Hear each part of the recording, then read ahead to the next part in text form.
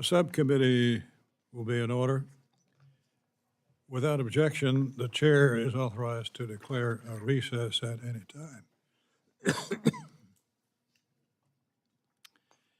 Welcome to the first fiscal year 2025 hearing for the Subcommittee on Commerce, Justice, Science, and Related Agencies. Before I start, I want to thank Chairwoman Granger for her years of dedication to this committee and formally congratulate Chairman Cole upon becoming the new chairman of the committee. We look forward to continuing to work with both of them. I'll begin by recognizing myself for an opening statement. We want to welcome our witness, the Honorable Christopher Wray, Director of the Federal Bureau of Investigation, back to this subcommittee. Director Wray, who has nearly 30 years of DOJ and FBI experience dating back to the late 1990s, has served in his current role since August of 2017. In his capacity as director, he oversees an agency of over 35,000 people, including special agents, intelligence analysts, language specialists, scientists, and information technology specialists. The 25 budget request for FBI salaries and expenses is $11.3 billion, with $6.7 billion of that amount, about 60%, designated as defense spending. The request amounts to a 6% increase above the fiscal 24 enacted level for salaries and expenses. Overall, the FBI budget request includes $119 million in program increases and approximately $700 million in other adjustments, representing the substantial increased cost of continuing the FBI's current activities. In particular, the largest program increase request is for what the FBI has labeled restoration of 2023 national security and law enforcement personnel.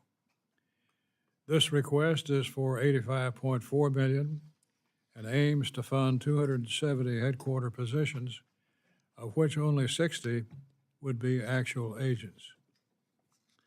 The Bureau claims these resources are necessary to limit reductions in function areas. Let's be crystal clear. Cartels continue to flood our streets with fentanyl and poison. Americans are being hurt in record numbers. They're exploiting our southern border and devastating families and communities. Violent crime levels, murder, rape, robbery, aggravated assault, all too high. There's no question the FBI's mission is more critical than ever. The requested increases in the fiscal 25 budget are significant, and it's my hope that they are fully discussed at today's hearing in relation to many of the issues this country is facing. However, it is no secret that the nation's federal debt stands at approximately $34 trillion. Let me repeat that number, $34 trillion. And hardworking Americans continue to face elevated costs for everyday items. Congress, and this committee in particular, cannot ignore the unsustainable path that we are on.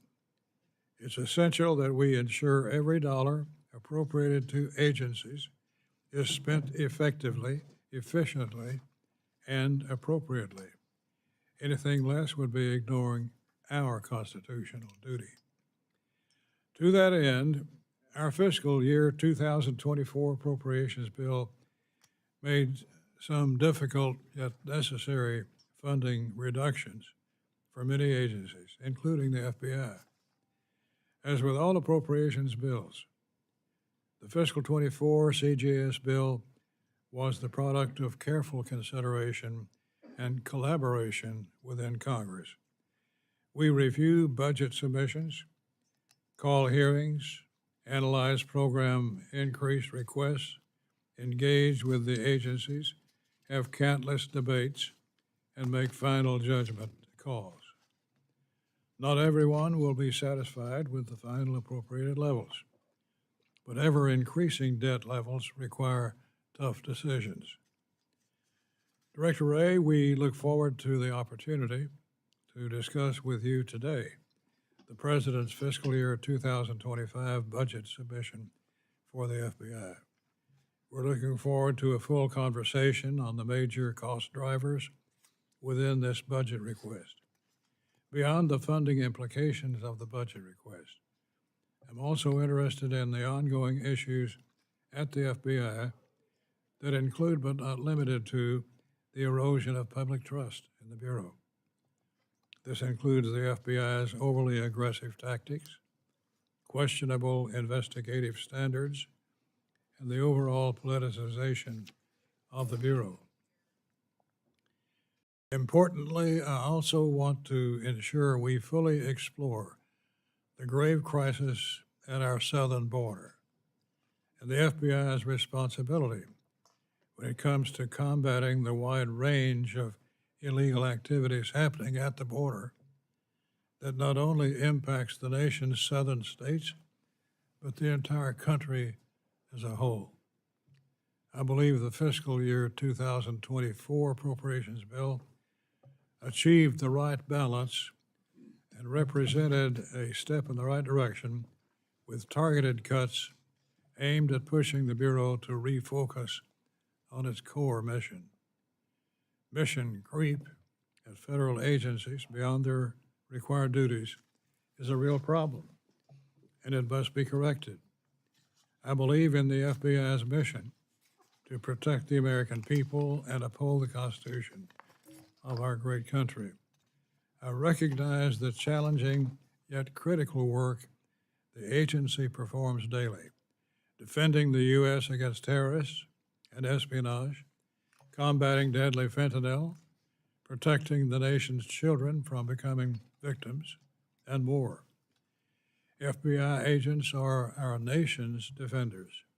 It is not lost on members of Congress, the sacrifices they make to protect our country. To be clear, the FBI's mission is critical to the health of our entire nation. Mr. Wray, once again, we appreciate you being here to answer our questions. We appreciate your hard work on behalf of the American people. Let me now recognize my ranking member of the subcommittee, Mr. Cartwright, for any remarks he may wish to make. Thank you, and good afternoon, Mr. Chairman.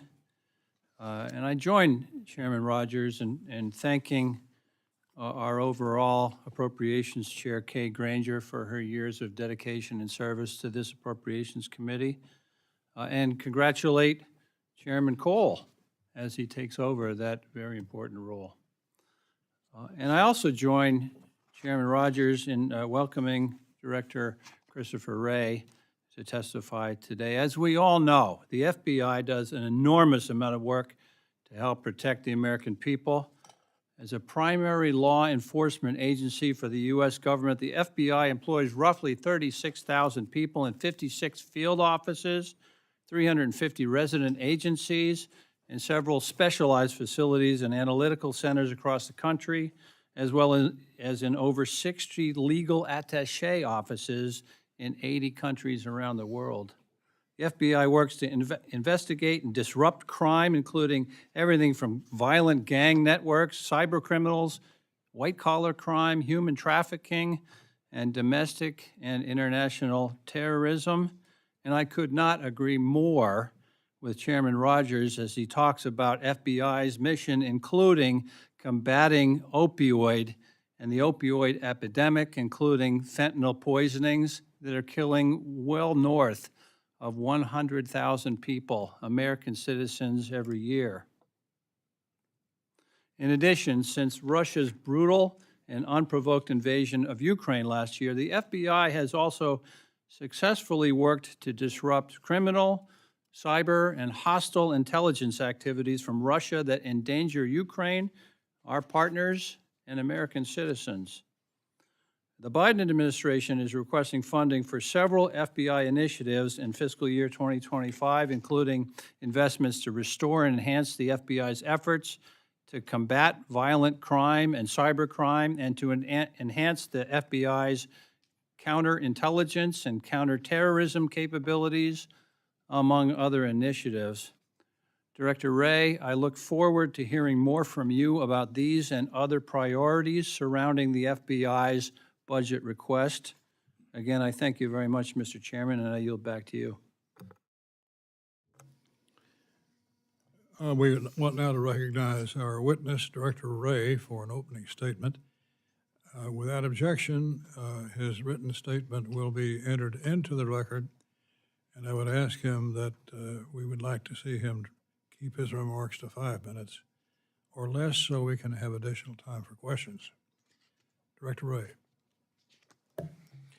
Thank you, and good afternoon, Chairman Rogers, Ranking Member Cartwright, members of the committee. I'm proud to be here today representing the roughly 38,000 men and women who make up the FBI.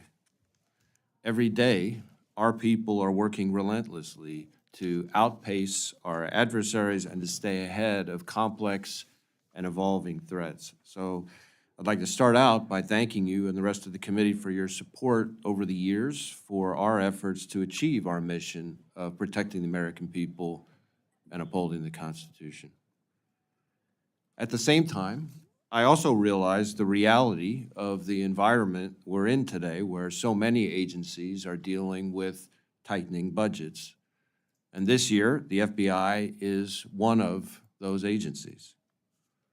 With our fiscal year 2024 budget having now come in almost $500 million below what the FBI needs just to sustain our 2023 efforts.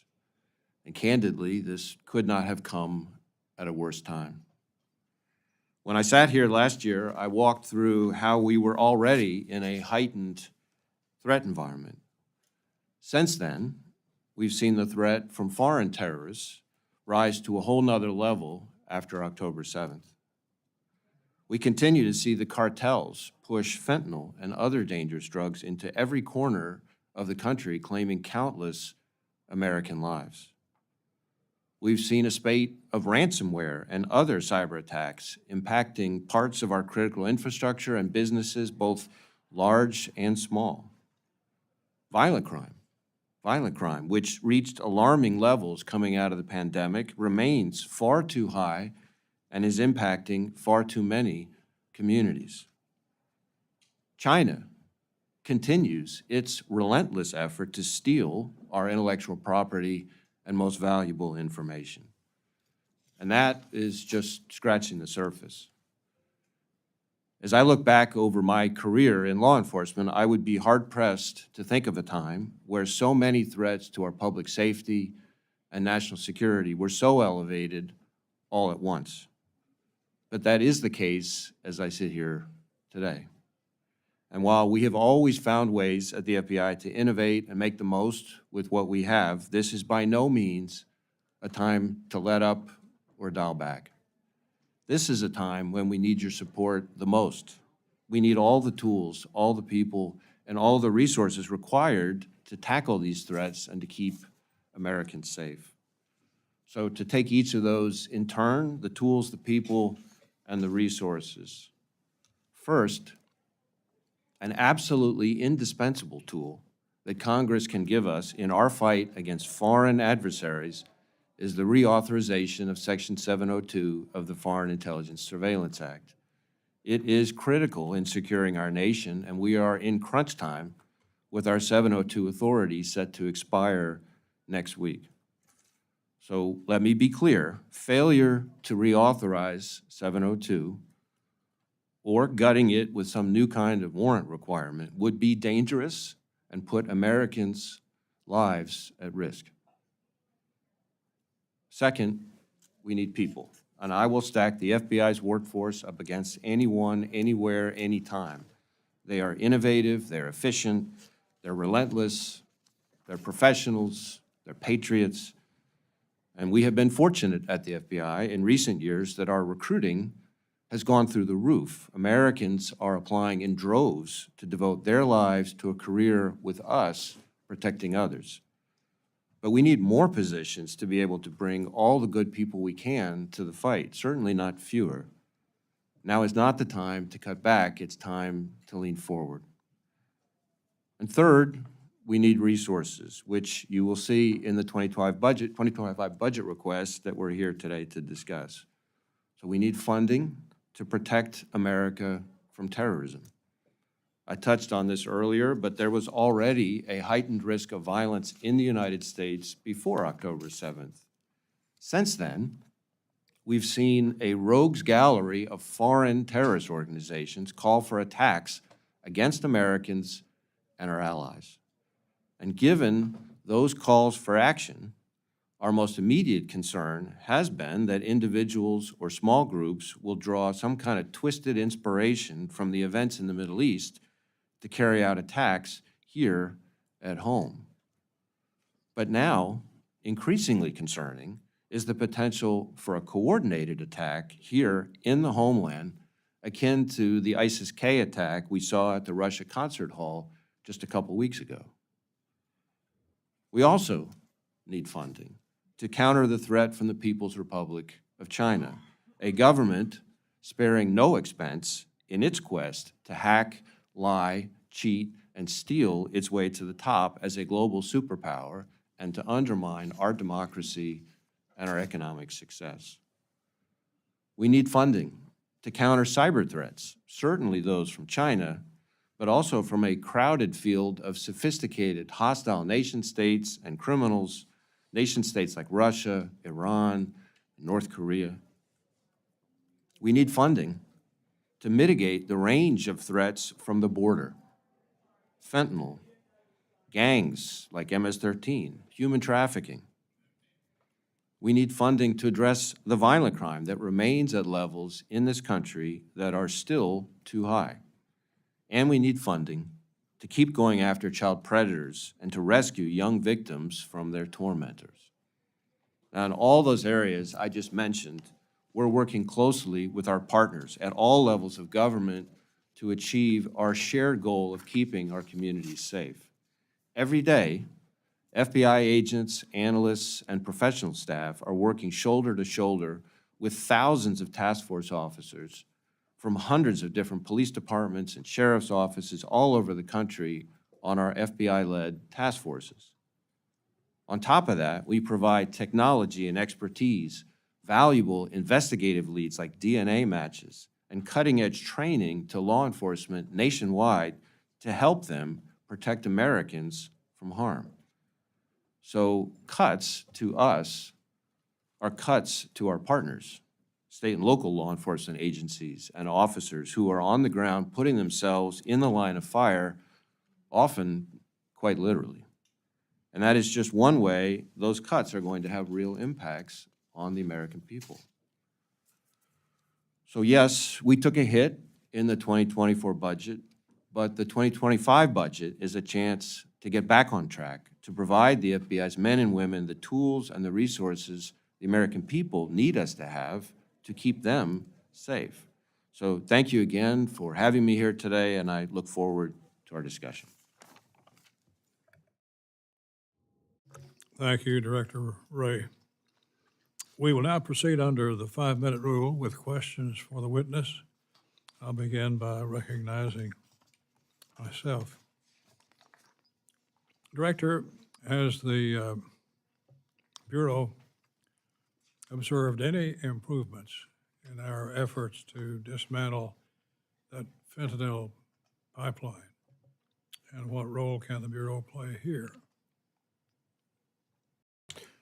So I would say it's a mixed bag. Certainly the scourge of fentanyl is still claiming way, way, way too many lives. And I will tell you that from the FBI's perspective, one of the things that we've been observing is that in our takedown of violent gangs, which is of course something that we're doing all over the country all the time, we are noticing almost without exception now that those takedowns of violent gang members also includes seizures of fentanyl. So the fentanyl that's coming from the cartels, built on precursors from China, ending up all over the United States, is often being distributed, of course, by these violent street gangs. So that is one of the things that we're observing. We are trying to do our part. This goes way beyond any one agency and frankly beyond law enforcement, as I know a lot of your efforts recognize. But some of the things that we at the FBI are doing to try to do our part, I'll mention a few. Our Safe Streets task forces are going after the gangs that are distributing so much of this poison. Our organized crime, our TOC, transnational organized crime task forces, are going after the cartels. We have close to 400 investigations that go just after cartel leadership.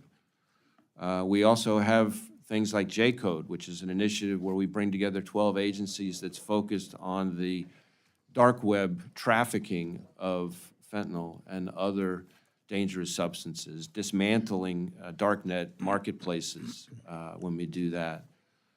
We have a prescription drug initiative because, of course, especially in certain parts of the country, pill mills and irresponsible prescribers of opioids are a driver of much of this epidemic. So we're using our healthcare fraud expertise, for example, to try to go after some of those folks. We're working with our partners on the other side of the border.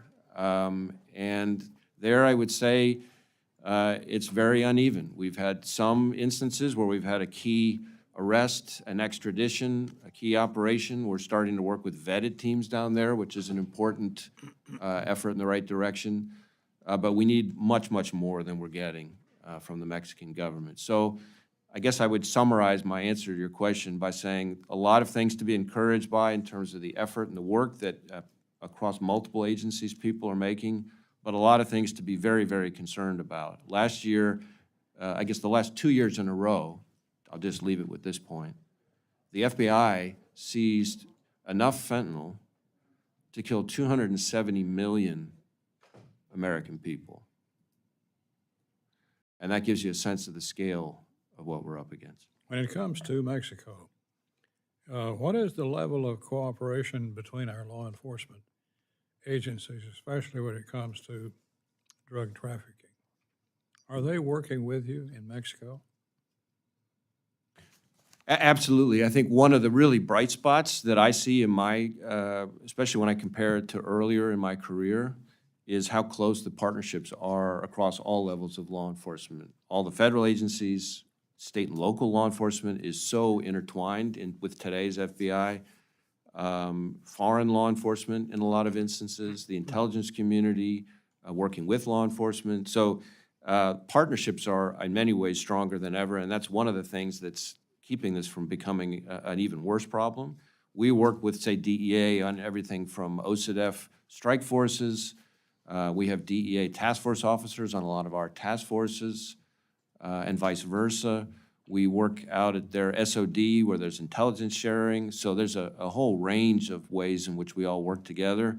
Obviously, always room for improvement. We're always looking for ways to innovate and take that to the next level. But if there's one bright spot that I can leave the committee with, is that the partnerships among law enforcement are, in my career, the best I've ever seen.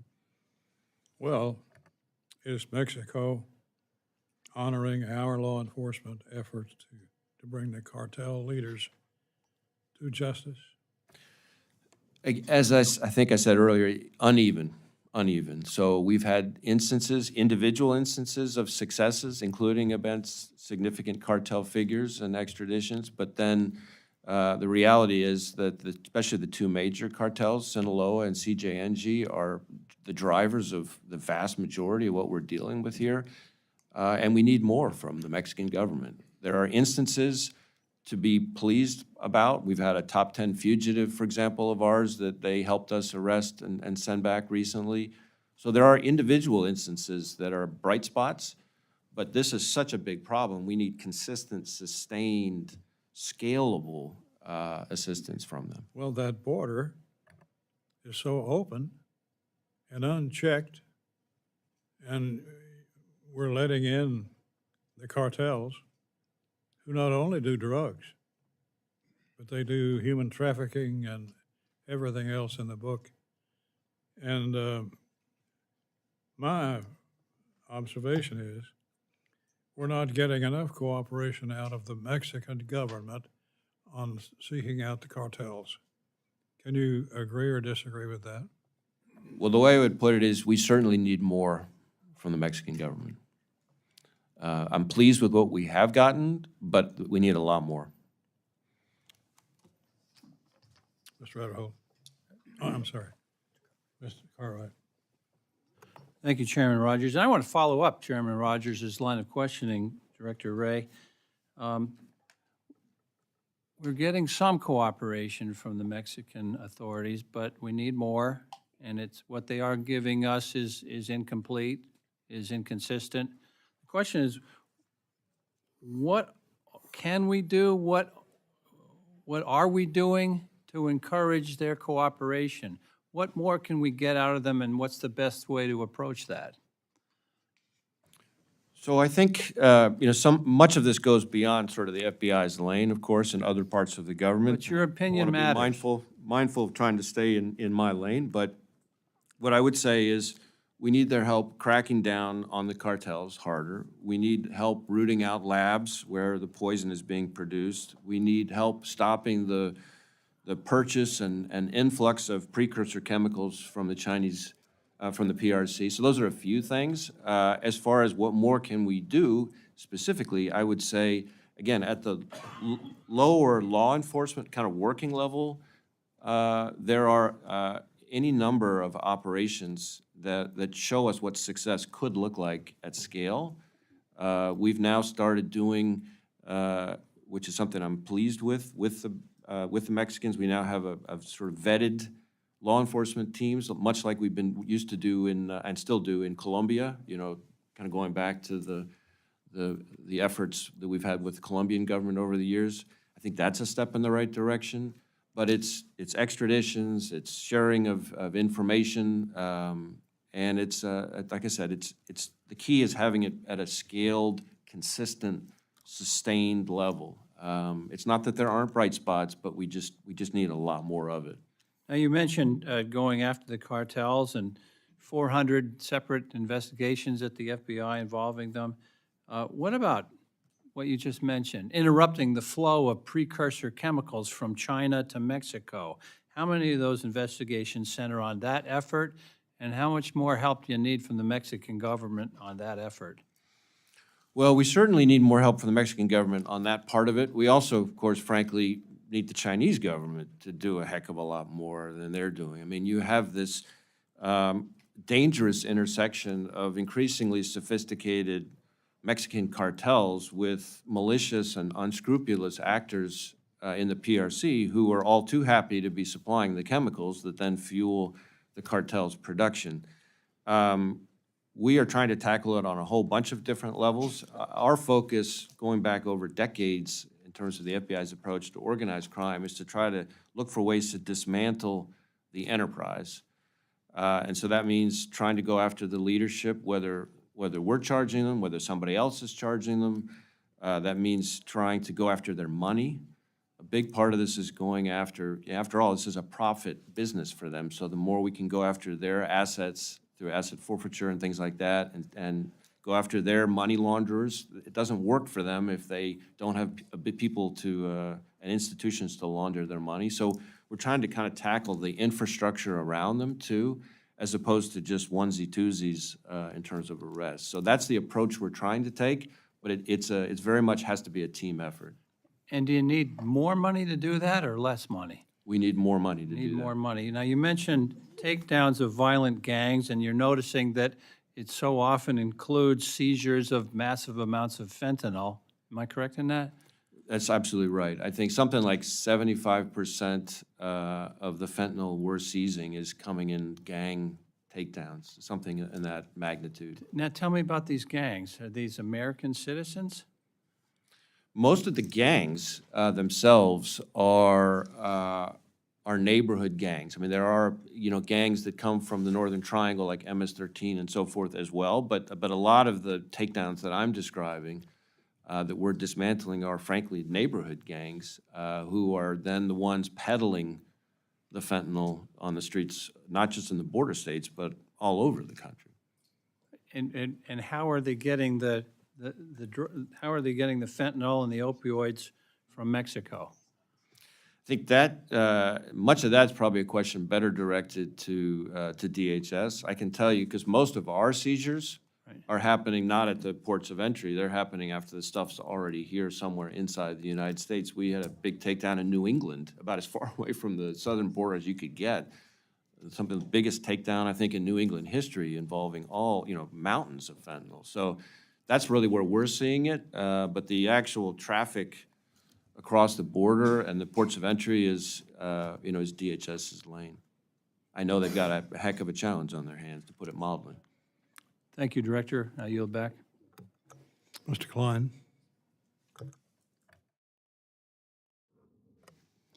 Thank you, Mr. Chairman. Thank you, Director, for being here.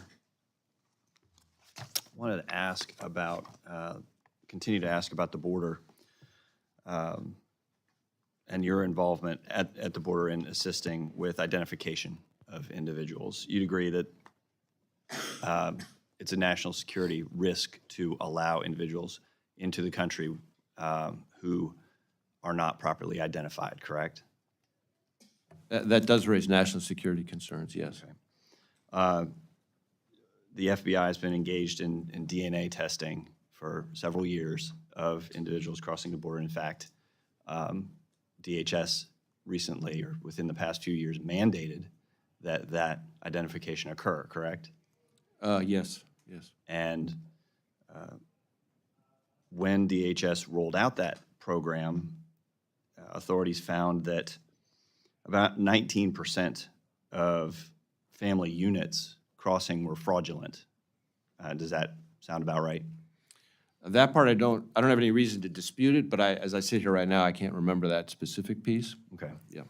But failure to properly identify individuals coming across the border engaged in human trafficking, sex trafficking, child sex trafficking, are attempting to evade identification, correct?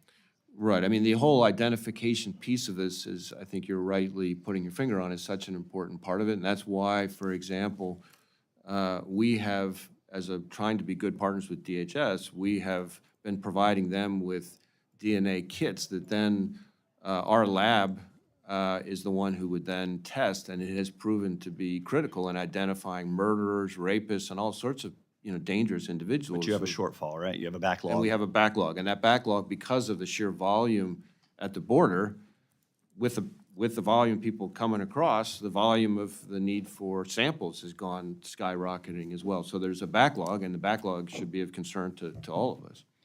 Do you think it would be appropriate or would address this national security risk, as you say, if we were to ensure that these individuals would not be released until their identification is complete? Well, certainly I think that's something we should be taking a look at. I mean, that gets into sort of DHS's authority, so I'm a little reluctant to, given the sheer number of things that are on our plate, before I start weighing in on what should be on somebody else's plate. But I will tell you that we have any number of instances where somebody who is of concern, where there wasn't adequate biometrics or other identification information at the time they came across, then later information is found that highlights why they're of concern, and then it's the FBI and our partners who have to then go try to find the person, take whatever action we can to disrupt the threat that that person poses. So, Okay, rather than ask if it should be mandated, let me ask it this way. Would it improve security at our border to ensure that only those who have been properly identified are released into the country? at least as I sit here right now, I don't see how that couldn't help. Okay, thank you. I want to also ask about, you touched on it in your testimony, FISA Section 702. You've said that a warrant requirement would gut, I think was your term, compliance with the Fourth Amendment would gut a tool that you have. Is that essentially? Well, I did use the word gut, and I stand by it. I would say a couple things. First, when you say compliance with the Fourth Amendment, let's be clear. No court, as in none, has ever held that a warrant is required under the Fourth Amendment for the FBI to run queries of information that's already lawfully in our holdings under Section 702. And the only courts to have addressed the issue But isn't have that gone the other way. So that's one. But isn't that information, the intent of the law designed to provide the information of foreign nationals, not American citizens who are, and wouldn't that really be an end run around the statute, as you say, to lawfully obtain this information? No, I appreciate the question. I think the purpose of Section 702 is to identify foreign threats to us, to Americans. And so when you have, I'll give you an example to illustrate the point. It is critical for our ability to identify foreign terrorist organizations communicating with, inspiring, or working with people here in the U.S., and that's how we identify and stop attacks. We had an example just last year where we had an individual foreign terrorist overseas who had had some kind of contact, not sure what it was at that point, with some person we believed to be in the United States. So we did a query. We ran a U.S. person query on that U.S. individual's identifiers. But at the time we ran that query, we didn't know what we had. Was it the equivalent of a wrong number? Was it just innocuous chit-chat, or was it something that was concerning? Well, because we were able to run the query, again, information already lawfully in our holdings, that's when we discovered, whoa, wait a minute, we got a live one here. This is serious, this is urgent. Investigation kicked in very quickly, and within less than a month from that first query, we were able to arrest the person who had, by that time, weapons, bomb-making equipment, targets circled, and everything else. And the point I would try to make here is that if we had had to get a warrant In a day. to run that initial query, no, sir, it doesn't work that way. Somebody's had to get warrants. If we had to get a warrant for that initial query, there is no judge on the planet that would have given us a warrant based on what we knew at the time. All we knew at the time was foreign terrorist overseas, some kind of contact with some person in the U.S., no idea what it's about. I'm sorry, Mr. Chairman, I've gone way over. I yield back. You mentioned earlier DNA testing. As I understand it, in 2020, Department of Homeland Security mandated an expansion of DNA collections to essentially everyone coming across the border. Is that correct? That's my understanding. And what's the purpose of taking DNA samples of all migrants? Well, I think there are multiple purposes. I mean, I think one of them, which goes to the question that Congressman Klein was asking about, is sometimes you have people who we find a lot of times somebody then tries to re-enter the country. They're deported, as they should have been, but then they try to re-enter, and because we have and they may come across, in some other way, and they turn up somewhere else because we have the DNA sample. Assumedly, by doing DNA testing on all people entering the country at the border, is to be able to find criminals among the lot. And comparing the DNA test sample of that person against the national criminal records, has that been effective? Have we caught criminals that way? Absolutely. It's two-pronged. And the people who courts try to illegally re-enter the country are also committing a crime. But I think the point you're getting at is a very important one, which is that this authority and the funding that this subcommittee has given us over the years on this has enabled us to identify, rapists, murderers, and any number of other dangerous criminals and crimes around the country. And so the DNA collection and the testing and the timely testing is critical to solving sometimes very heinous crimes here in the United States. Well, in the 24 budget, we included $53 million that you had requested to address the increase in numbers of DNA samples. And the border has become more open since that time, with much more people coming across than before. And yet you made no request for money in fiscal 25. What's going on?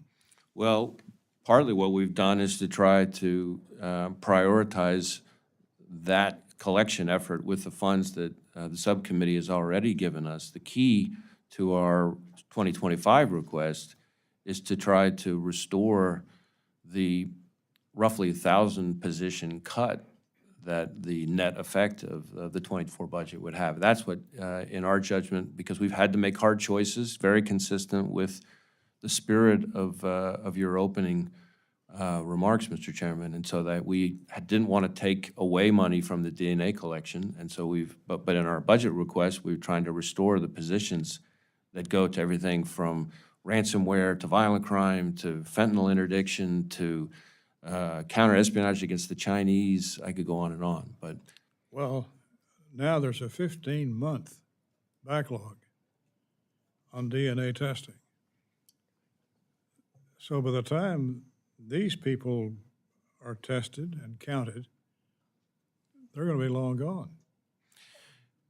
Because you got that backlog.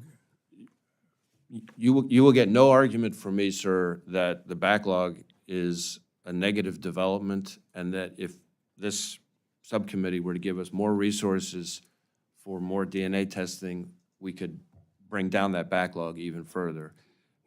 You mentioned hard choices.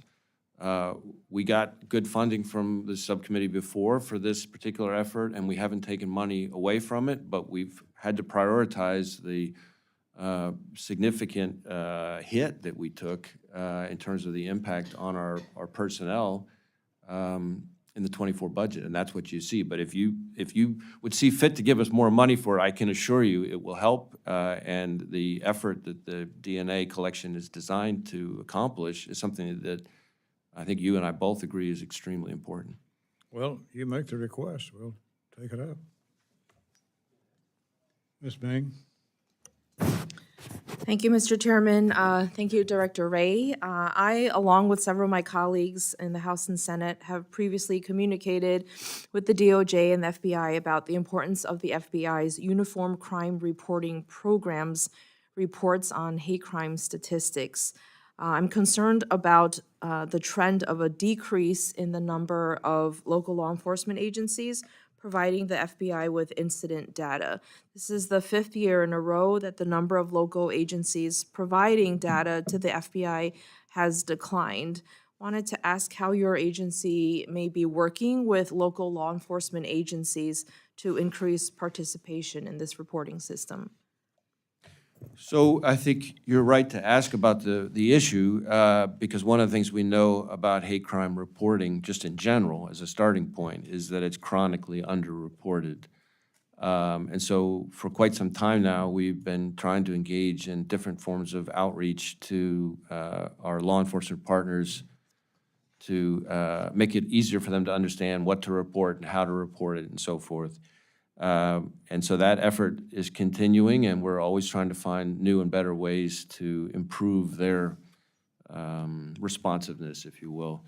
The second thing that I think contributes to the trend that you're describing is the conversion to NIBRS, the National Incident-Based Reporting System. And of course, that affects statistics not just on hate crimes, but on all sorts of other crime reporting as well. And the NIBRS transition is something that has been in the works for years and years and years. I mean, dating back to well before I became FBI director, and we'd been repeatedly telling state and local law enforcement that this is coming, and once it gets to the point where we've shifted over to that, that's the only way you're going to be able to report.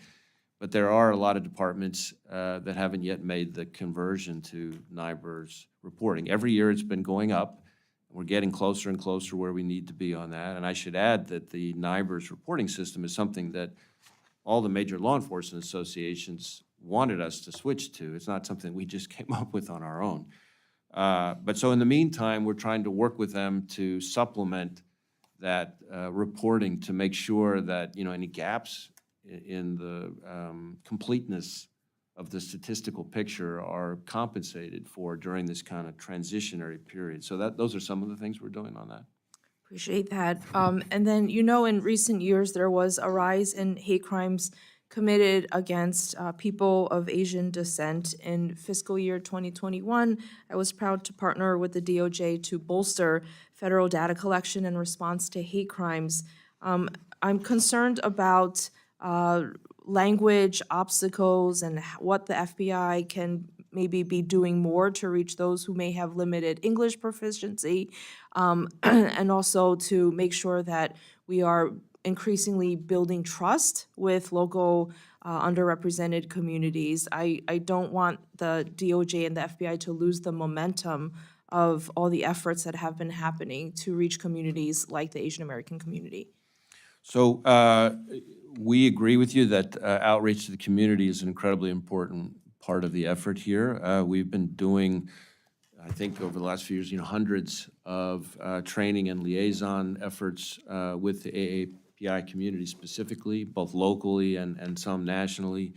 We have some of the materials that we've produced that help people understand, how to recognize hate crimes and, what it is and what it isn't, and how to report it and so forth. We've actually had translated into multiple languages, including all the major, the most common AAPI languages, and we've tried to have our people out in the community. I think one additional piece to this that doesn't always get connected up with the so-called, with sort of the hate crimes piece of it, is what we call transnational repression, which is efforts by the Chinese government, specifically the Chinese Communist Party, to harass, stalk, blackmail, or worse, Chinese Americans and people of Chinese descent here. And so we've been trying to reach out to the same communities on that as well, so that they understand that we're there for them, and to try to help protect them against the common enemy, frankly, that we both have, or the common adversary, I should say, namely the Chinese Communist Party. On that note, I'll end with, I just want to make sure that the law enforcement agencies are also utilizing culturally competent trainings and with their agents. Thank you. Mr. Garcia? Thank you, Mr. Chairman. Thank you, Director Wray. I'll be honest with you, and this pains me to say this, but I don't trust you. I don't think that this is necessarily a funding problem that we have for your agency as much as a leadership problem. And between the lack of transparency in hearings like this and in intel hearings, your weaponization and politicization of issues and instruments of national security against innocent Americans and against institutions like churches, and the fact that you have held no one truly accountable for prior FISA abuses that we have all seen and recognized. I think you yourself have acknowledged that there's been abuses, and because of the fact that as the FBI director that you've stood relatively silent and passive about the biggest national security threat to our nation, that being our very open southern border, as the chairman has been discussing.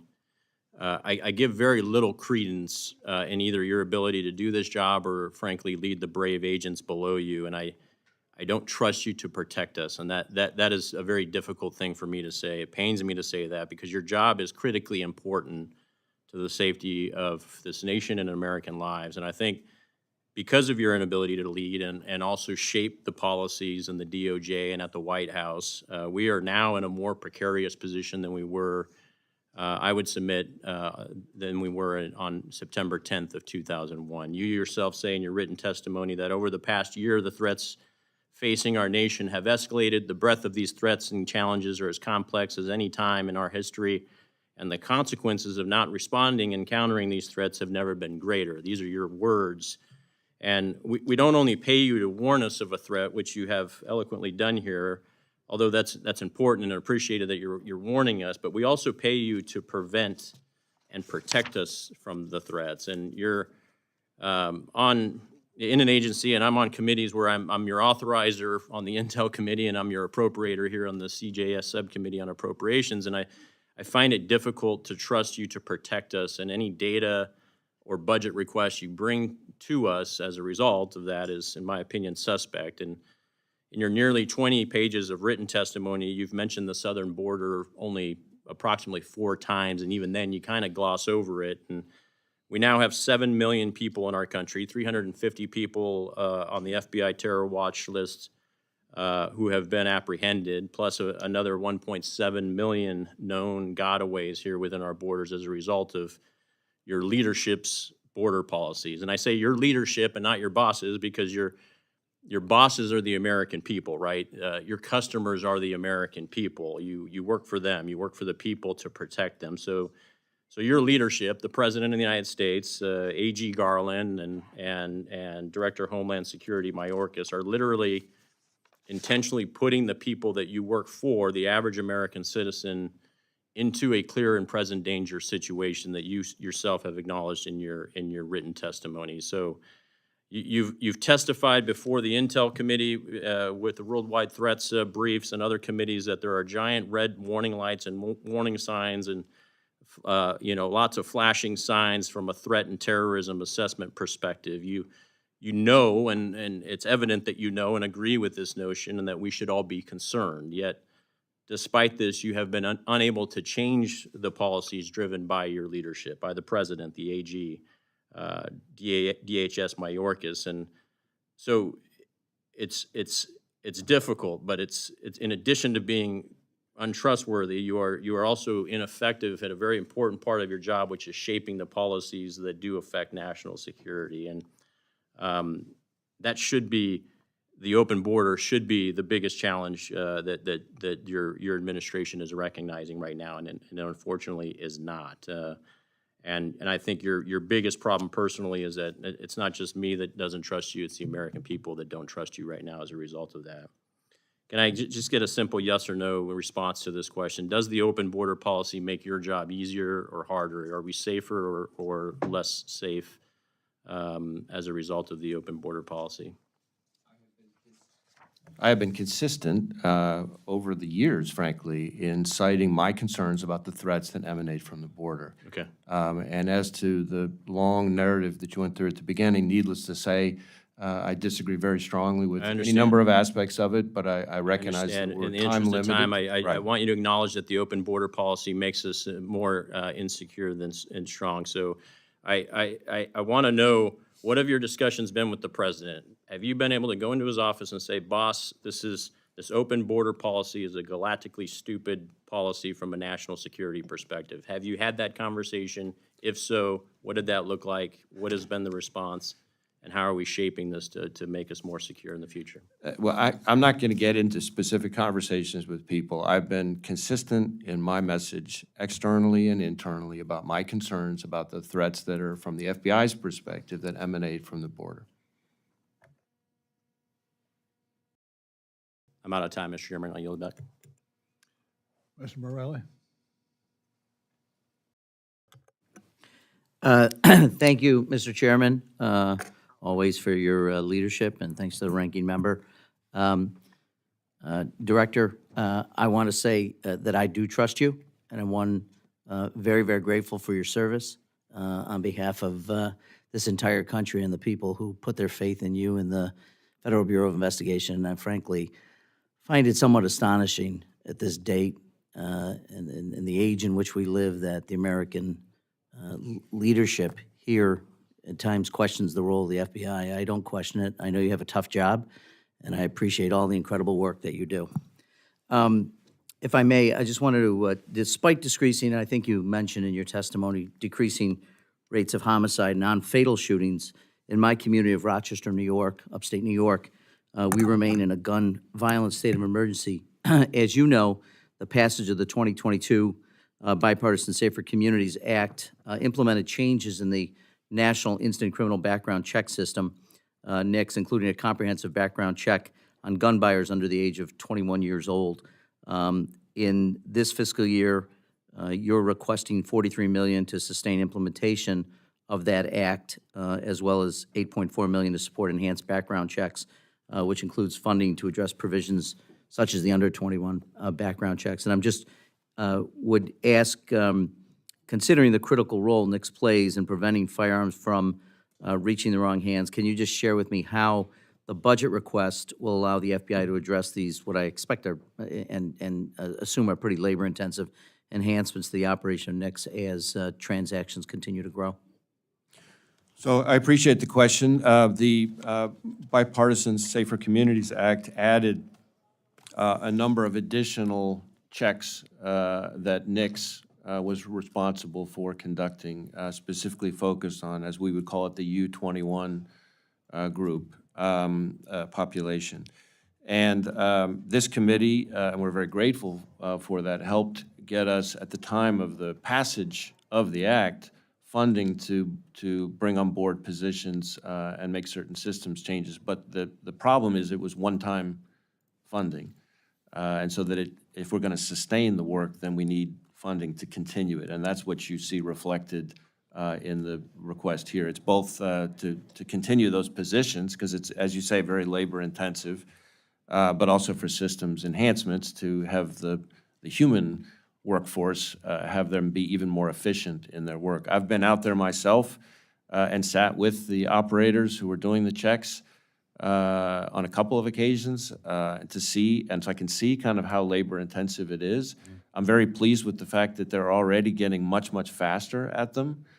And I think that's only going to improve, but we still do need the funding. Again, the way to remember it is just funding was there, but it was one-time funding, and we just need the funding to sustain it. Otherwise, it sort of loses its effectiveness. And that's going to be obviously an annual request then to be able to continue to maintain this, and I suspect Yes, may even sir. require additional dollars in future years to be able to deal with the growing number of challenges that we have there. If I can, coordination and partnership between the FBI and state, local, and tribal entities is integral to the security of communities across the nation. In my community, the FBI leads the Rochester Area Major Crimes Task Force, the Child Exploitation Task Force, and the Joint Terrorism Task Force, and participates in the Rochester Safe Streets Task Force. Considering your successful nationwide efforts alongside state and local law enforcement partners to combat violent crime, could you describe how the proposed budget will further enhance and strengthen information sharing and coordination among not only the FBI, but all your local partners?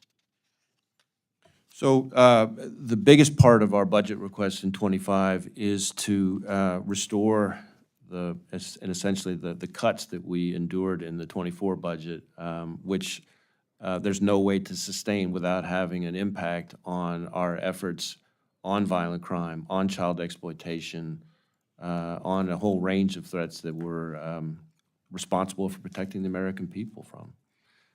And so the request will allow us to continue the good work that's being done in upstate New York and elsewhere on gang violence, on child exploitation, on cyber attacks, on the cartels and organized crime, which, as I said before, that's not just a border problem. It affects all 50 states, and we're seizing huge amounts of fentanyl all over the country. So all these things are incredibly important. Our folks are doing great work. On the violent crime side, for example, just last year, we were arresting through our task forces 50 violent criminals and child predators per day, every day, all year long.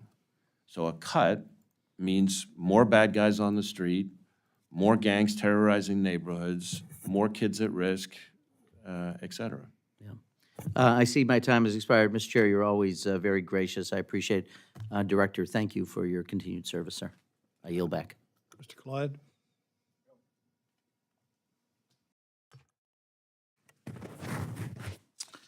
Thank you, Chairman Rogers. Director Wray, as I'm sure you know, this week, the House has been considering the reauthorization of Section 702 of the Foreign Intelligence Surveillance Act, commonly known as FISA. I've been deeply troubled with the abuse of Section 702 of FISA in recent years, and so your testimony today is very well timed. Thank you.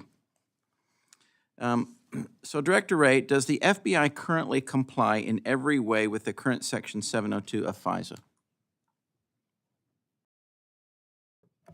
My understanding is that we're in compliance with the law. Okay, so you think you do.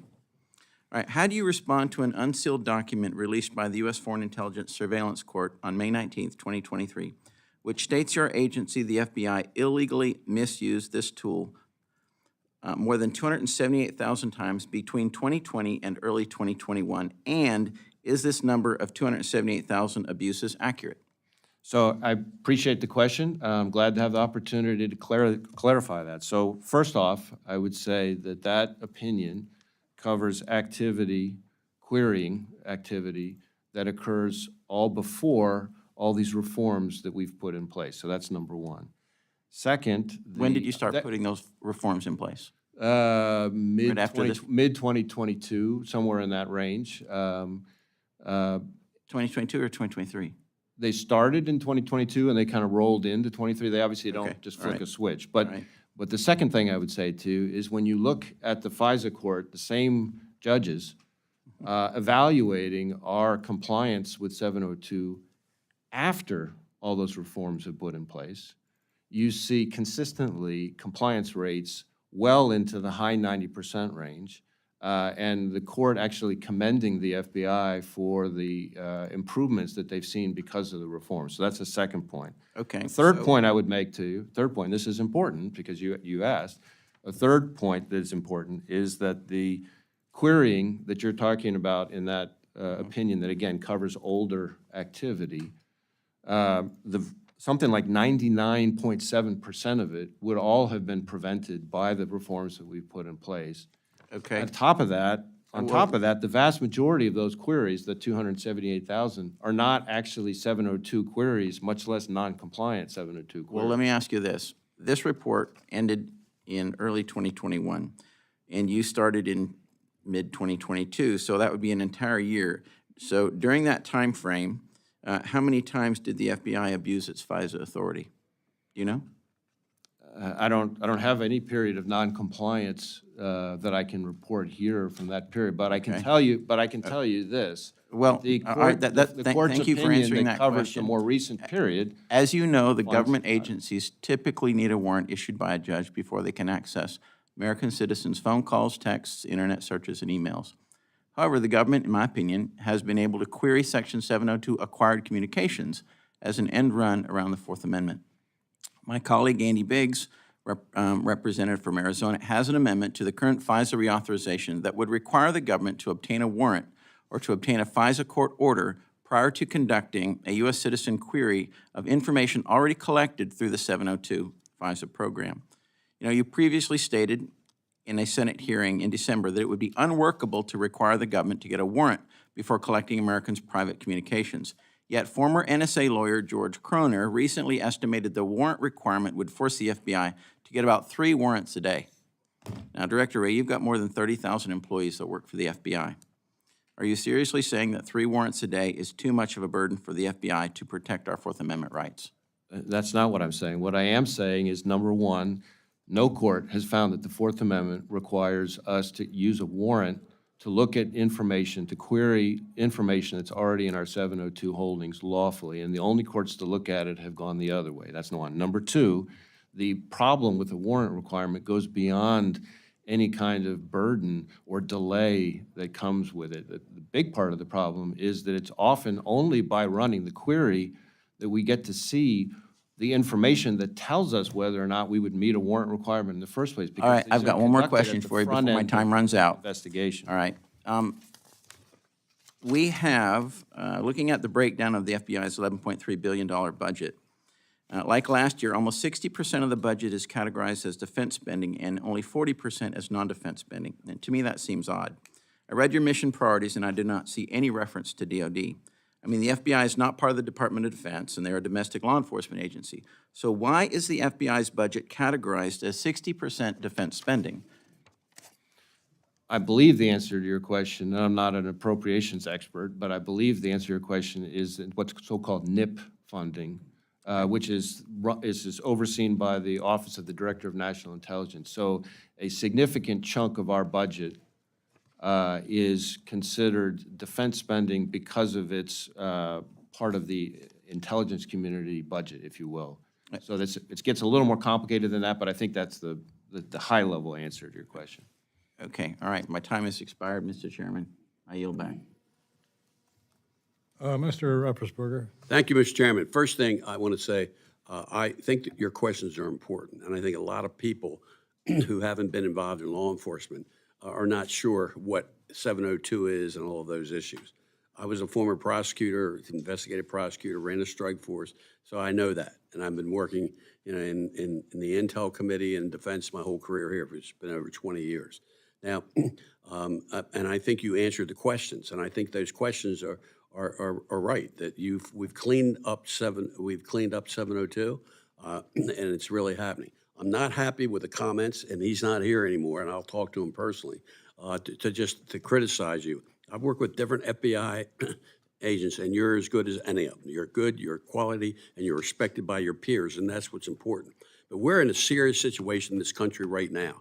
And with respect to what's happening, with China and what's happening with Russia and all of these issues, and I'm really, really worried about where we're going to go. And I think we're at the worst spot. The Republicans and Democrats are fighting each other all the time. And this issue is both sides of the aisle as far as what's going on in the country. What I would like you to do is talk about what FISA 702, why it's so important, and why it's one of the most dangerous issues we're dealing with. And I think the FBI is being caught up right now.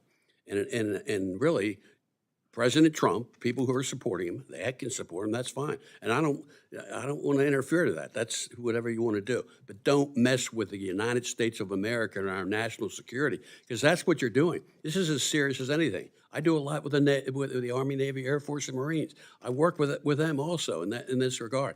This issue is one of the most important issues. So could you please say why it's so important that we pass this and not get caught up in a Trump issue because he's mad? He authorized this law when he was president. So come on, let's not play the hypocrisy. Could you please tell the public at this point, or us, where we are and why it's so important? So Section 702 is indispensable in keeping Americans safe from a whole barrage of fast-moving foreign threats. It is crucial to identifying terrorists in the homeland, working with or inspired by a rogues gallery of foreign terrorist organizations who have publicly called for attacks against our country. It helps us find out who these terrorists are working with and what they're targeting, and it's what we need to stop them before they kill Americans. 702 is crucial when countries like China or Iran target dissidents and Americans here in the homeland. In Iran's case, literally even for things like kidnapping and assassination, 702 is what helps us know who to warn and help disrupt the plot. 702 is crucial to our ability to warn and protect our critical infrastructure from hackers in China, in Russia, Iran, including cyber threats to our electricity, our water, our hospitals. So if Congress lets 702 lapse, which it's set to do now next week, it will massively increase the risk of missing crucial intelligence during a time of heightened national security threats across a whole multiple of fronts. And if we're blinded from seeing what our adversaries are doing, who they're working with, I can tell you that's gonna most definitely have consequences for our ability to protect the American people, because I can assure you that none of our adversaries are tying their own hands. So now is not the time for us to hang up our gloves to take away tools that we need to punch back. And failing to reauthorize 702 or gutting it with some kind of warrant requirement would be dangerous and put American lives at risk. And this is the director of the FBI. I don't know anyone who knows this law that doesn't feel strongly about this issue with respect to 702. I would add to that that there's a pattern across multiple administrations, Republicans and Democrats alike. If you look at the professionals who have actually worked with this authority and dealt with these threats, from the working level to the presidentially appointed level, again, across administrations, including a whole range of my colleagues from the last administration, because after all, I was nominated by President Trump and have overwhelmingly confirmed without a single Republican senator ever voting against me, whether nominated by President Bush or President Trump. Every single one of them supports the importance of 702, and I think that should tell people something. Well, I thank you for our country and what you're doing. I yield back. Mr. Gonzalez? Thank you, Chairman, and thank you, Director, for your service to this great nation. I want to acknowledge the FBI's Joint Terrorism Task Force that recently was able to apprehend an individual in Idaho that had ISIS-related ties. It's exactly the type of things we need to do to keep Americans safe, and so thank you for your men and women for that. My first question is, if FISA were to expire, would our southern border be more or less secure? I think if FISA were to expire, it adds one more challenge to our ability to secure us from foreign threats, including border-related threats. I'll tell you, in my district, a lot of people talk about the border. I live the border. We are on the border every single day. So people throw rocks from afar. We're the ones that have to live it. My next question is, have there been any cases where the DOJ prosecutors chose not to prosecute a case that your agency, that your bureau identified as a significant threat to the homeland or community interests? I can't think of a specific case as I'm sitting here right now. I will certainly tell you that disagreements between agents and prosecutors at the working level is something that happens. It's a healthy discussion that happens all the time when we think we have enough and the prosecutor doesn't think we have enough. I've seen that from both sides, having been a prosecutor too. But I don't have any specific case that I can think of that fits. This is what I worry about, is we have a case teed up that has identified a security threat to either community or the homeland, and it doesn't go prosecuted, and something bad happens. And we look back and we see this.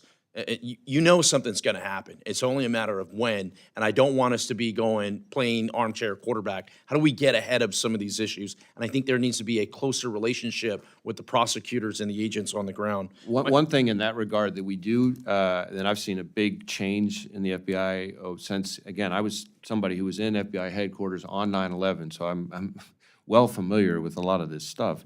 What I would say to you is today's FBI also works very closely with state and local prosecutors too. So Sure. if there's ever an instance where a charge in the state system is a better way to quickly disrupt an attacker, we're not shy about working with local prosecutors, not just federal prosecutors. My next question, what is the FBI doing to combat the rise in transnational criminal organizations, specifically the Venezuelan gang Tren de Agua, TDA?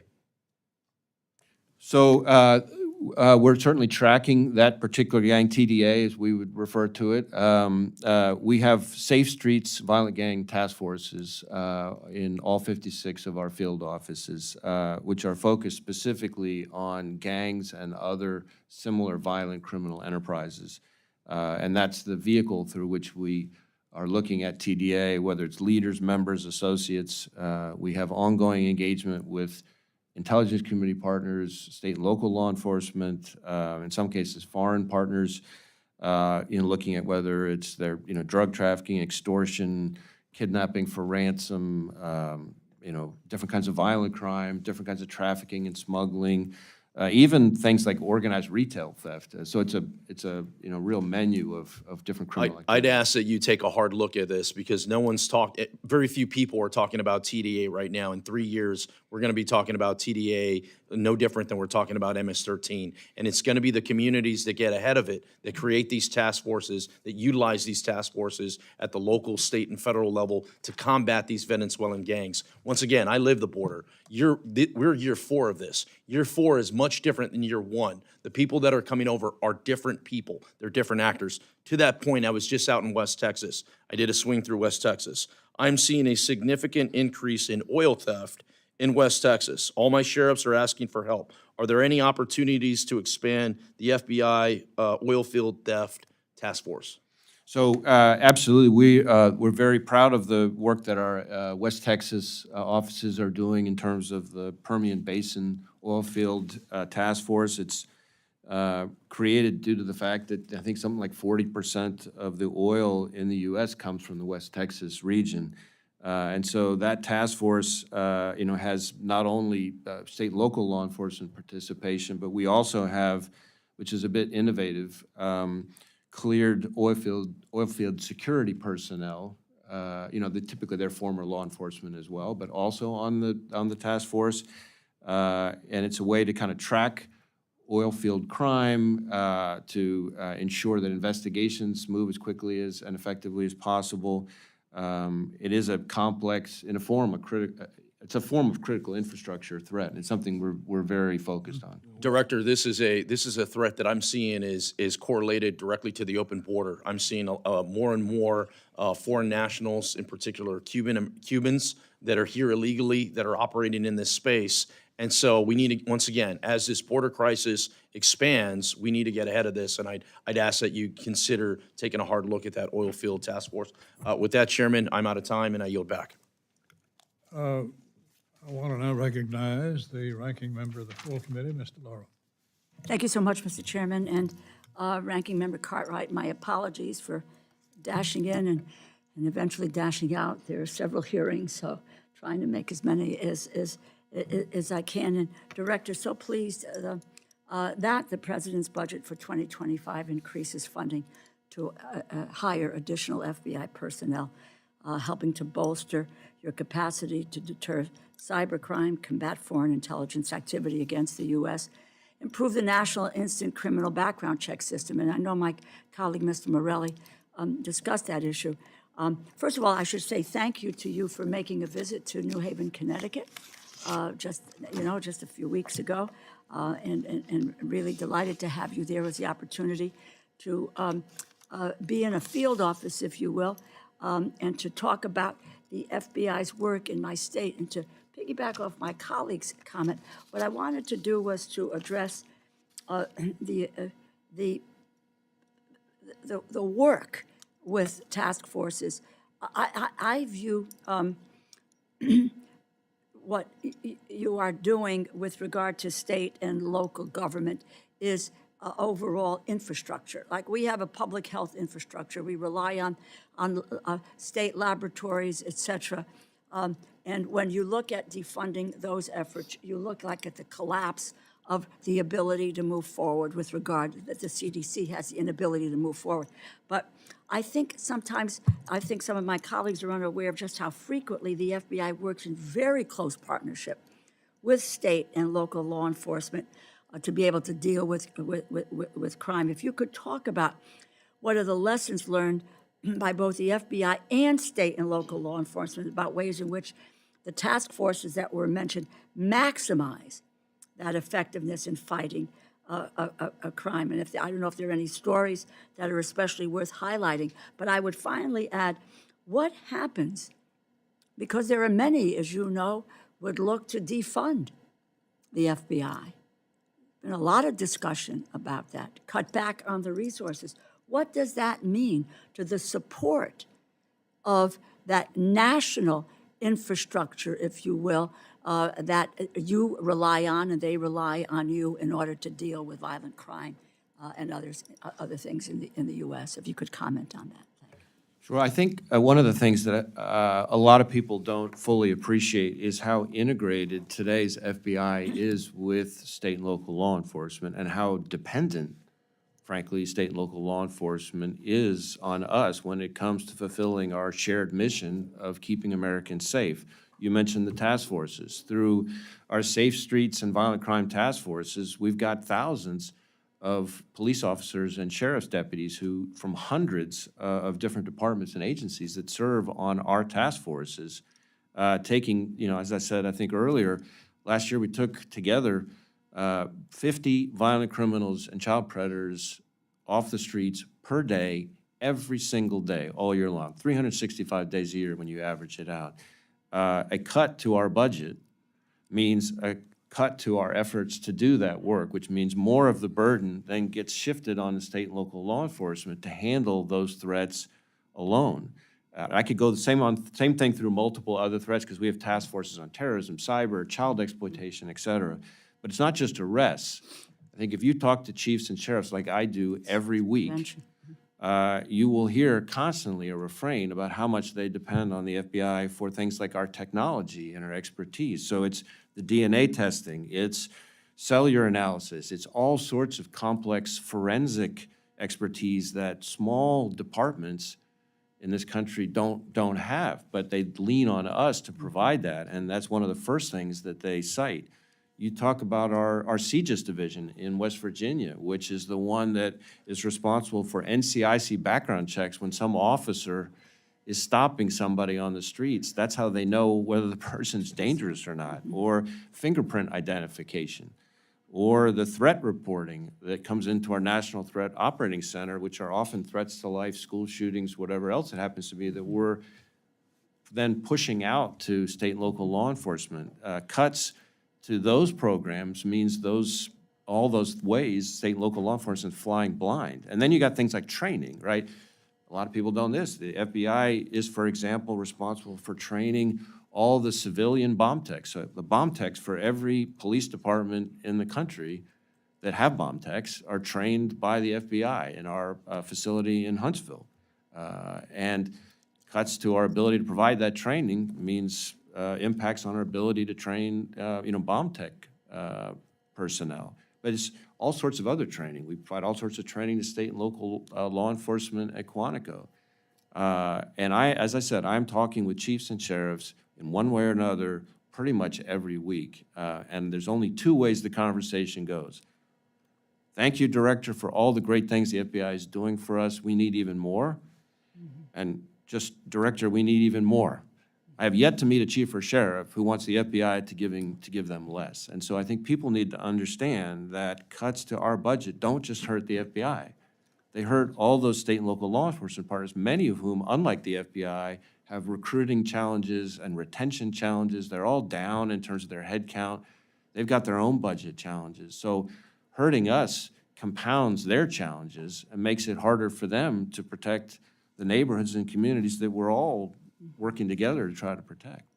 I'll just make a final comment to you.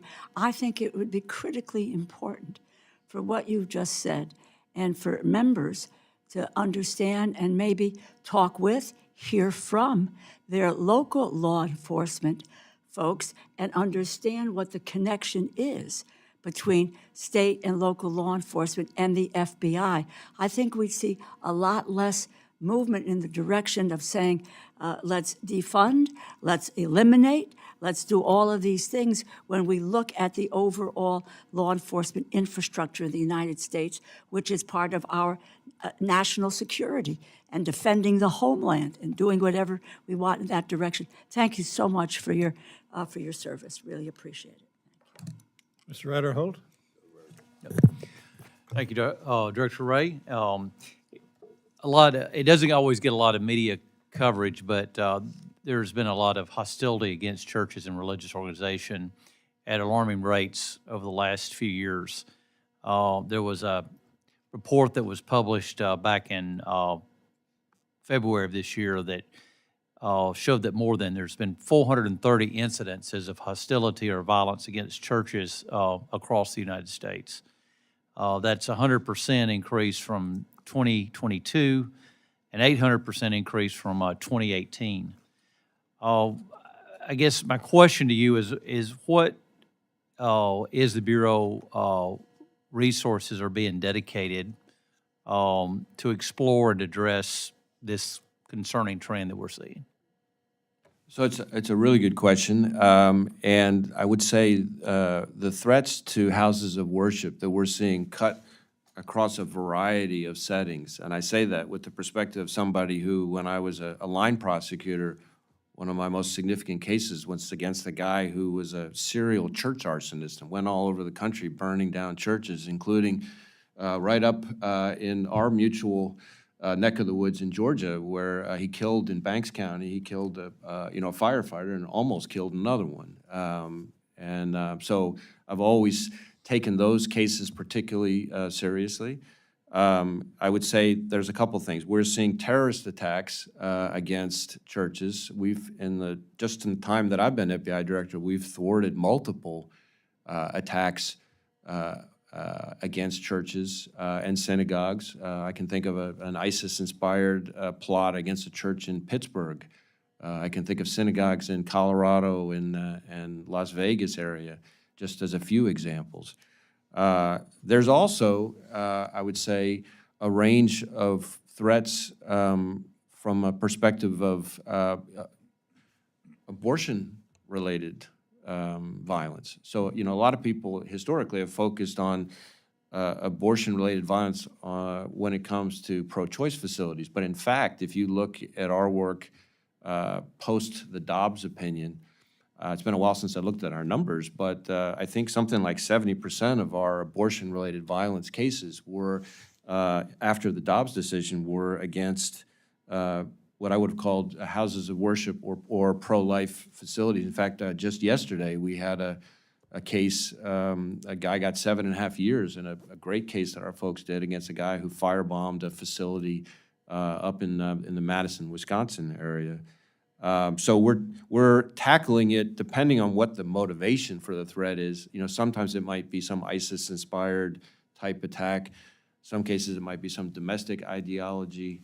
In some cases it might be something else altogether. So in addition to our investigative work and working with state and local law enforcement on that, we are also, in every field office, I find that there's a whole lot of outreach and engagement with houses of worship in that area, so that the folks in those houses of worship know who to contact, what to be on the lookout for, that kind of thing. Well, I just, you know, let me just say, you know, thank you for the mention that, but, you know, targeting and threatening of churches and religious organizations is something that cannot go unnoticed, and I would just employ that you would make sure that you do investigate and you try to make sure that this is a focus of your of the Bureau.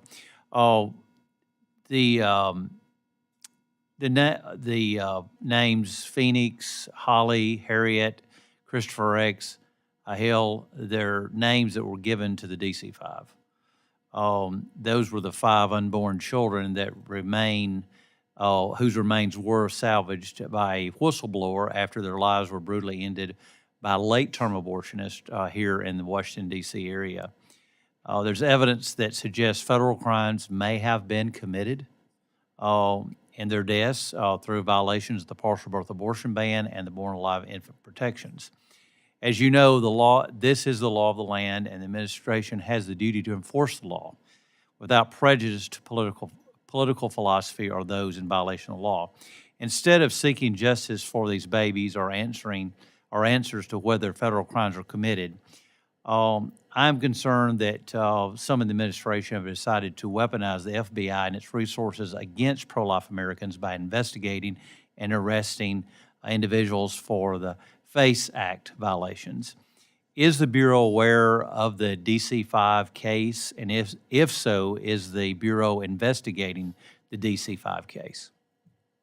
As I sit here right now, I'm not familiar with the specific case. I can follow up with our folks on that. I will tell you, when it comes to FACE Act enforcement more generally, we've used that authority in both directions. In fact, I know that we had a case not that long ago where we secured FACE Act and conspiracy indictments against 4 individuals who were invoking the Jane's Revenge movement and who targeted pro-life facilities in their area. So we don't care which side of the abortion issue you're on. There's a right way and a wrong way to express your passionate views, but violence and threats against facilities is not it. And then we'll go after it no matter which side somebody's on. Well, I'd like to get your commitment to use funds to investigate this DC-5 case. Well, I'm happy to find out where we are with that. Like I said, I'm not familiar with the specific case, but we obviously want to make sure that if there's any properly predicated investigation we can conduct, that we do. If you could get back with us and let us know what y'all are doing on that. Thank you. Thank you. I yield back. Let me do a little polling here.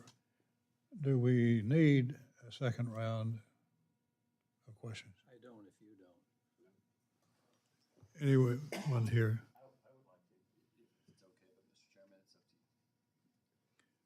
I want to keep it as short as we can because I want this gentleman back at work. So, Mr. Collette, you're on. Thank you very much, Mr. Chairman. Director Wray, on page 16 of your budget request, you talk about civil rights. So the FBI has the primary responsibility to investigate all alleged violations of federal civil rights laws. And then you talk about color of law violations in there, which is any person using the authority given to them by a government agency to willfully deprive someone of a right. So you talk about the FISA Act and voter suppression, et cetera. Have you ever investigated a Second Amendment rights violation? I mean, you've got the Bruin decision, which struck down a New York law, which took away people's Second Amendment rights. And I've never seen anyone in government ever prosecuted for violating citizens' Second Amendment rights. Can you think of any time when the FBI has actually, used color of law to prosecute someone for violating someone's Second Amendment rights?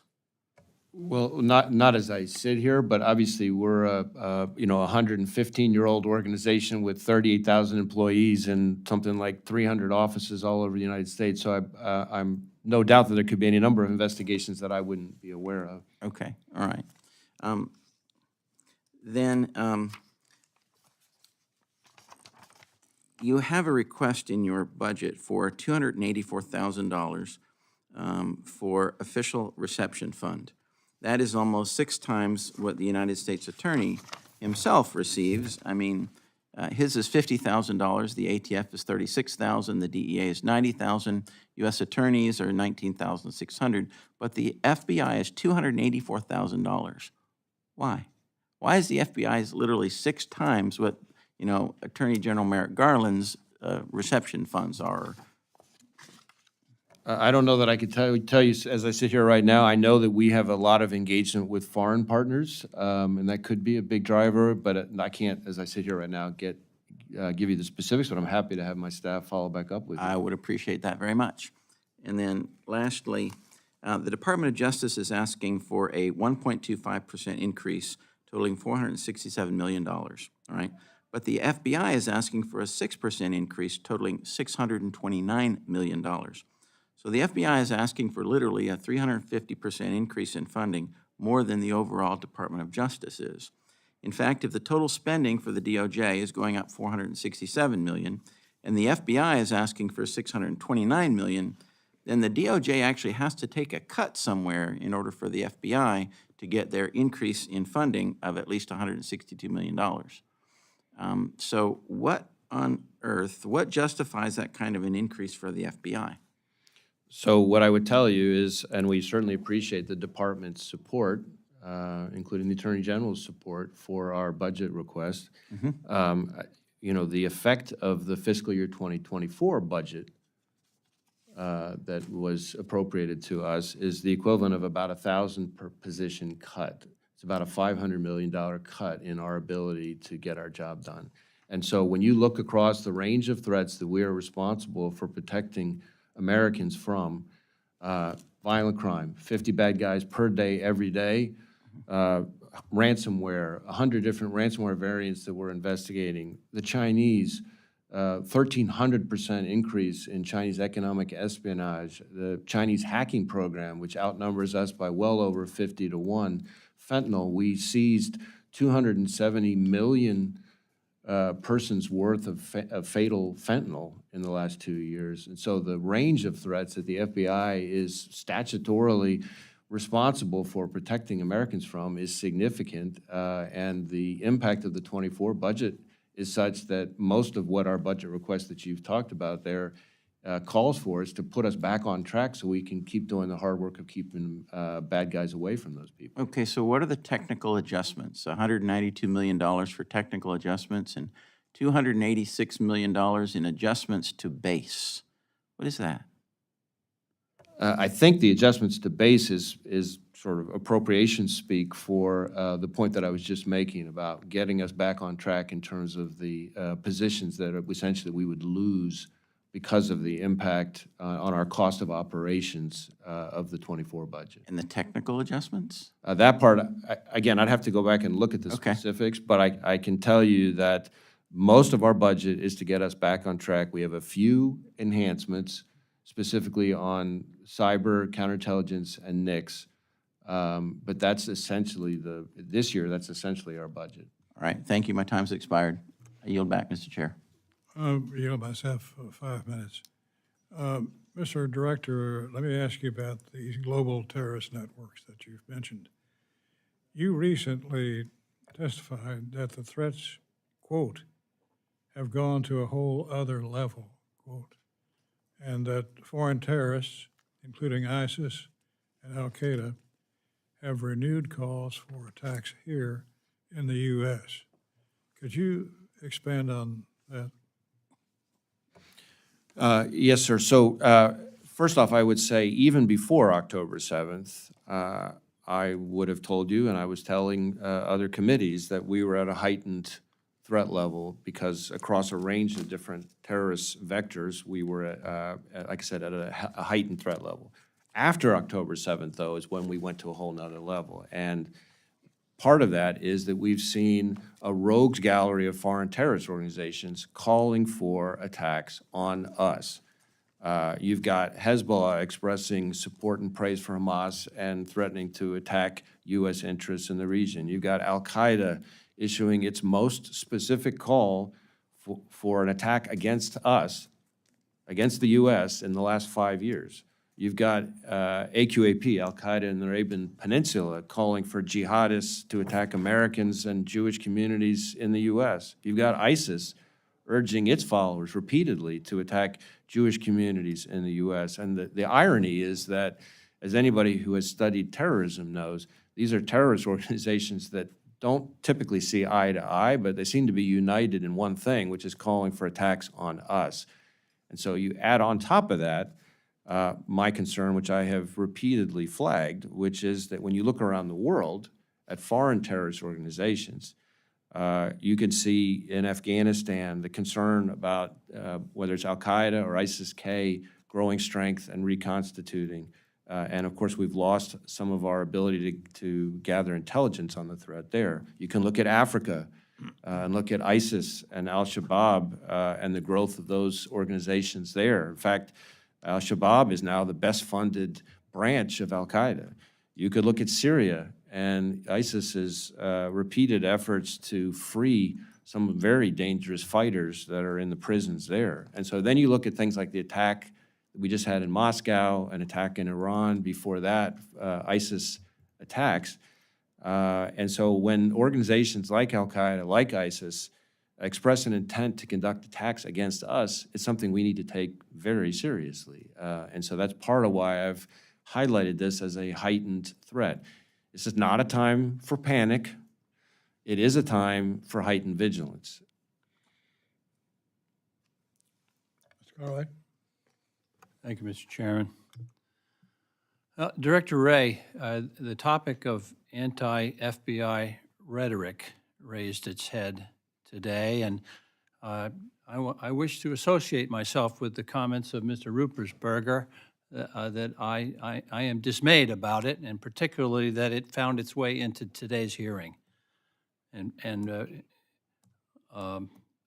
I regret that it has become fashionable in some corners to attack the FBI. This is an elite law enforcement agency. The top law enforcement agency in this country protects us from all manner of mayhem, from child predators, cyber threats, drug trafficking, gang violence, international terrorism, Hezbollah, Hamas, Al-Qaeda, ISIS, Al-Shabaab. These are men and women that have dedicated their lives to the protection of American citizens. They don't deserve to have threats leveled against them with anti-FBI rhetoric ginning them up. Last week, a man crashed an SUV into the security gate at the FBI's Atlanta Field Division building. He then resisted efforts by FBI agents to bring him into custody. Although this investigation is still underway, I am concerned about threats to FBI agents and FBI facilities in the field, particularly in light of anti-FBI rhetoric from far too many public officials and I'd like you to comment on that. To what extent are you seeing an uptick in threats against the FBI, and what does that do to morale within the agency? Well, you asked a couple different questions there. I guess let me start with the threats, because that's ultimately what matters the most. Rhetoric is rhetoric, and there's a lot of heated rhetoric in this country across a range of issues. But when it comes to threats and threats of violence, that's something we take extremely seriously. And we have seen a substantial jump in threats towards FBI personnel and facilities from fiscal year 22 to fiscal year 23. In fact, we created a dedicated unit to try to deal with those issues.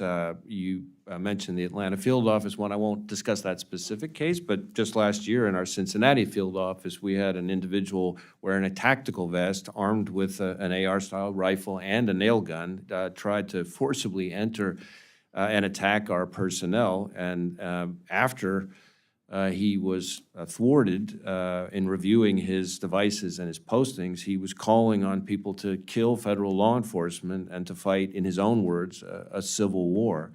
And unfortunately, this is part of a broader phenomenon that we see in the country right now, which is an uptick in violence against law enforcement, not just FBI, but state and local law enforcement. And we've had breathtaking paces of violence against law enforcement.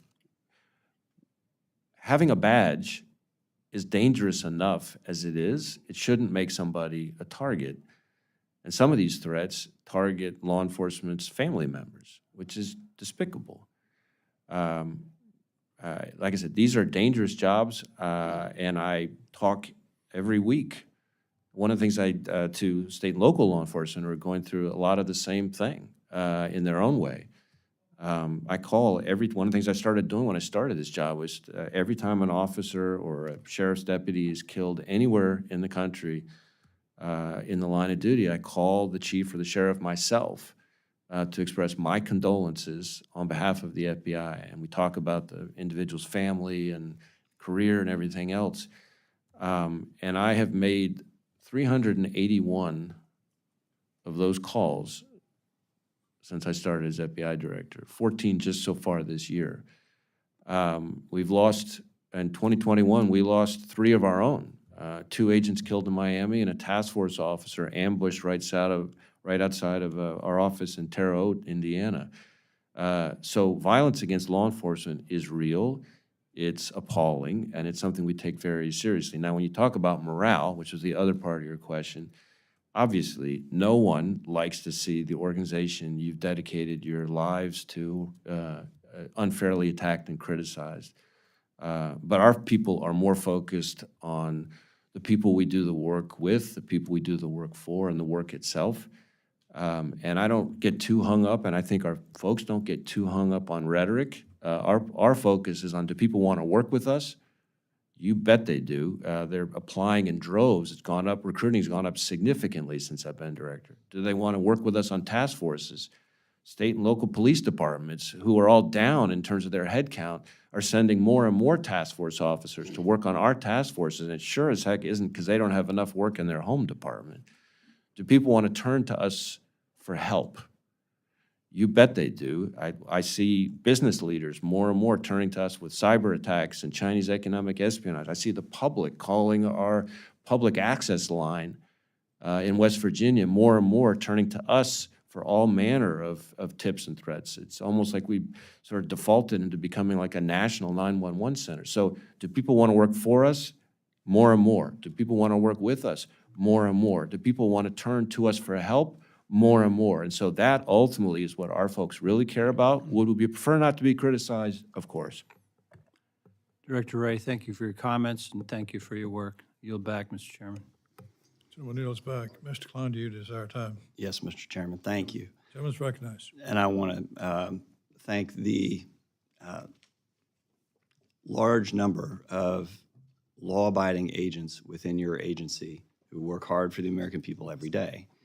But we can't ignore the violations that have occurred within the FBI by some individuals and the policy changes that were necessitated by those abuses And for some on the other side to talk about anti-law enforcement rhetoric when morale is at an all-time low in local law enforcement offices because of the defund the police movement on the left, it is rich. It is rich to hear this come from the other side. So my colleague who spoke critically about the performance of some in your agency, Mr. Wray, was doing so with a love for country, a love for the Constitution, and a desire to see the confidence of the American people in their institutions restored after it has been so eroded by the performance of some within your agency acting in violation of the law and in violation of policies. So I'm happy to take up what amounts to a large chunk of my time to stand up for my colleagues who have left and who are under criticism from members of this very subcommittee, and to restate that there is a First Amendment. We have a right to criticize when there is evidence of wrongdoing. We have a responsibility to the taxpayers of this country when there are individuals within your agency who violate the rights of American citizens. And so I needed to stand up for my colleague, and I do want to ask, as part of FISA, I have an amendment that would codify a policy of the Bureau related to abouts collection. Abouts. So the FBI has decided not to engage in what amounts to collection of upstream communication from companies that operate internet cables that interconnect with ISPs' local networks to include the collections of communications about a target. Why did you all stop abouts collection? Well, I will confess to you, it's been a little while since I looked at that issue. It was very much on our mind back around the time of the last reauthorization, as I recall.